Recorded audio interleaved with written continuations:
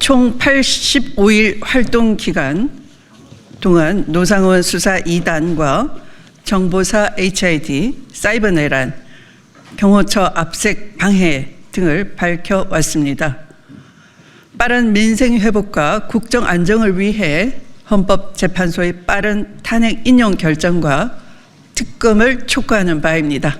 지난 24년 12월 3일 한밤중에 윤석열 내란 일당은 국회와 선관위를 장악하고 국회의원과 선관위를 비롯해 언론인, 시민활동가 등을 체포해 헌법기관을 무력화하고 언론과 국민을 옥죄는 등 내란을 일으켰다.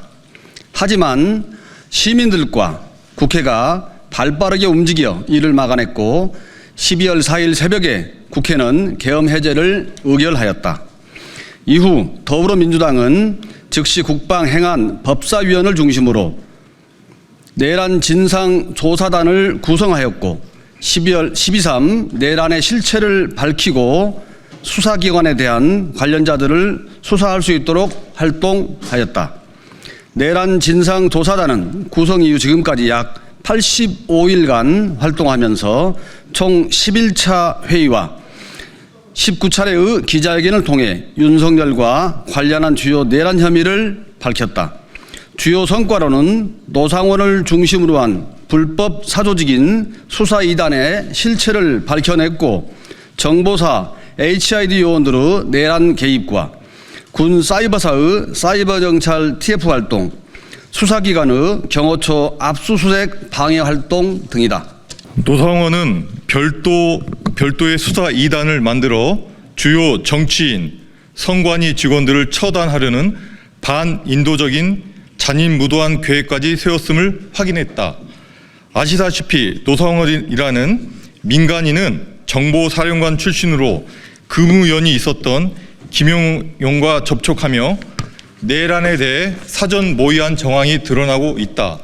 노상원 수첩에는 정치인, 언론인, 종교인, 노동조합 관계자, 판사, 공무원 등을 수거 대상으로 표현하는 등 주요 인사의 신병 처리 방안, 북방 한계선에서 북한 공격 유도 등 부품 공작 방안, 국회 봉쇄, 출국 금지 등 비상계엄 날짜별 계획, 계엄 선포 후 목표 등 그 방법 또한 반인도적 잔인무도, 북의 소행으로 덮어 씌우는 것이었다.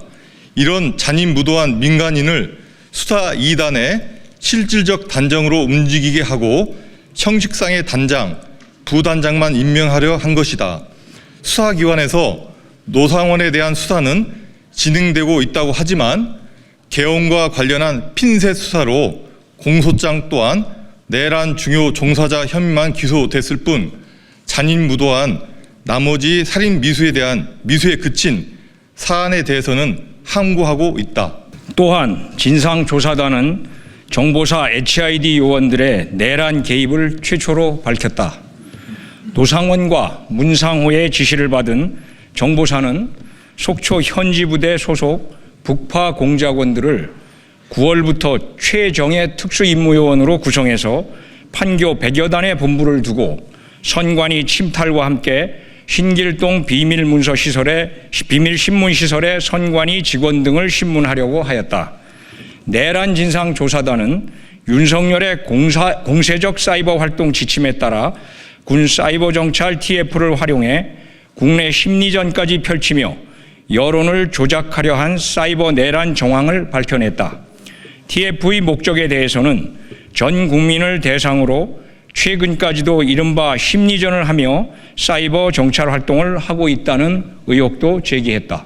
이 밖에도 수사기관의 경호처 압수수색 과정에서의 경호처의 불법적 저항 과정, 계엄 해제 이후 6번 주요 지휘부 출동 과정, HID 블랙 요원들의 북풍 공작, 수방사 수호신 TF, 드론사 북 침투 무인기 공작 지시 등 군과 경찰을 불법 동원해 계엄을 일으킨 내란 혐의에 대해 밝혀냈다.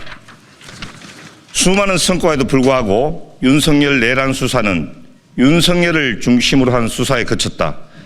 검찰과 국정원에서 올 거다 등 검찰과 관련한 수사는 미흡하고 최상목 대행의 역할, 대통령실의 주요 참모들의 임무, 군조직의 노상원과 관련한 수사, 2차, 3차 계엄 시도 등 아직 많은 부분에 대한 의혹이 풀리지 않고 있다. 윤석열 내란과 관련된 진실을 낱낱이 파헤쳐 역사로 기록하고 앞으로 다시는 이러한 일이 일어나지 않도록 해야 한다. 마지막으로 빠른 민생 회복과 국정 안정을 위해 헌법재판소의 빠른 탄핵 인용 결정을 촉구하며 특검을 즉시 수용해 남아있는 진실들을 역사와 국민 앞에 당당히 밝혀내길 기대합니다.